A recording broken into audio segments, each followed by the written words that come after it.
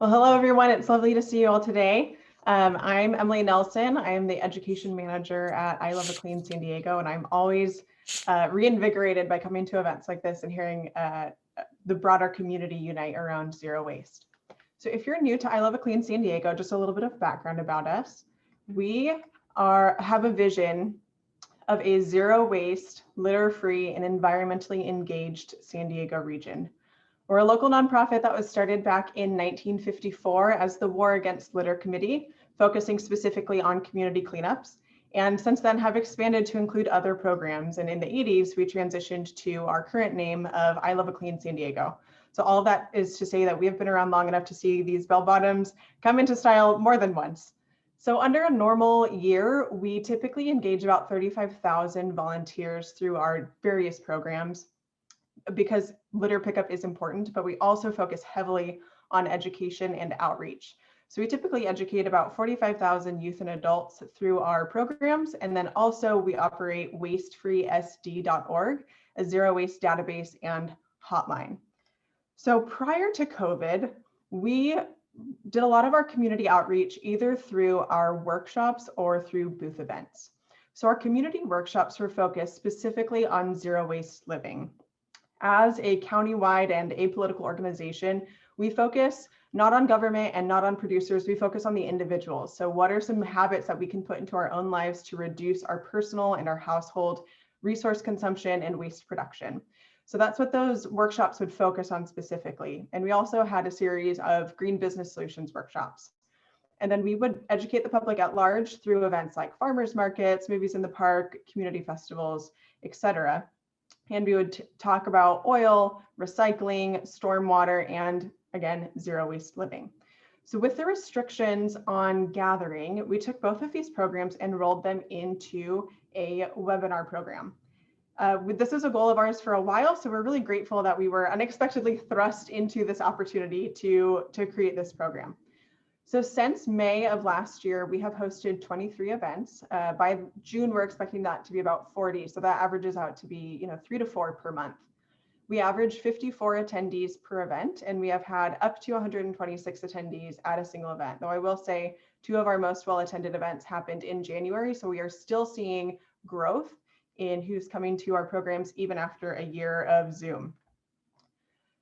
In starting this program, there were some challenges, primarily learning the technology up front and also accepting that interaction and engagement looks very different for large groups when they're in person versus virtual. So we did have to reformat our curriculum to address those challenges.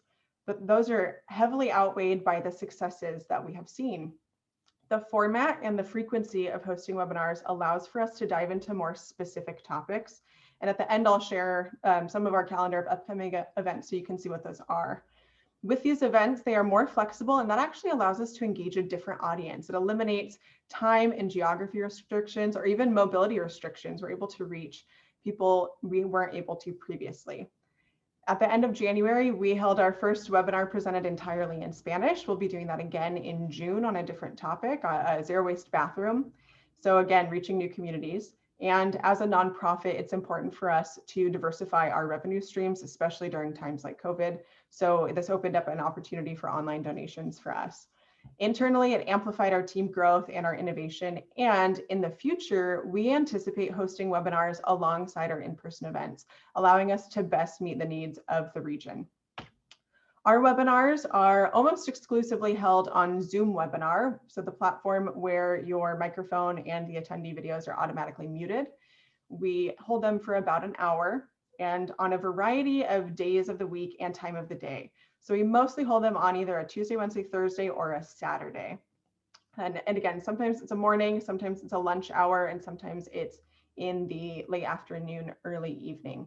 We've done some analysis and there seems to be no major trends, at least at this point, in terms of registration, attendance, and retention.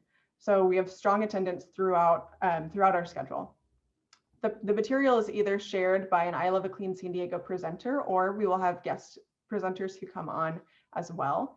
And to bring in that engagement factor, where appropriate, we will do a demonstration. So for our Zero Waste Holidays webinars, we had a demo of Furoshiki, which you see on the screen, the wrapping in cloth. And in our emails prepping for the event, we invited individuals to bring a bandana and a box so that way they could practice along with us and walk away with a skill. Throughout all of our webinars, we pause for Q&A.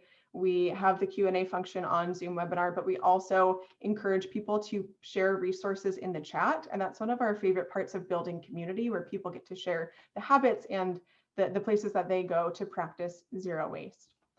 After the webinars conclude, we send a follow-up email to all who registered with those resources. And that also includes a link to a recording of the webinar, and that expires about 2 weeks after the webinar occurred. Our most well-attended webinars to date in order have been Zero Waste Bathroom, Conscious Closets, Recycle Right. I'm sure we all know that there's typically many questions around recycling. And then our Tech Talk, where we had a guest speaker from EDCO who shared about their anaerobic digester system. So one upcoming webinar I'd like to call out specifically for this audience is our Green Business Solutions webinar on Wednesday, February 24th. This one will be slightly different. We will be using, excuse me, a Zoom meeting, because at the beginning we'll have a presentation on the importance of zero waste in the workplace, excuse me, how to implement long-lasting sustainable practices, how to overcome barriers like employee engagement and support from leadership. We share case studies of local businesses who are doing this successfully. And then after our presentation, we will have breakout groups where individuals can share current struggles they're having at their workplace and use the group brain to come up with solutions.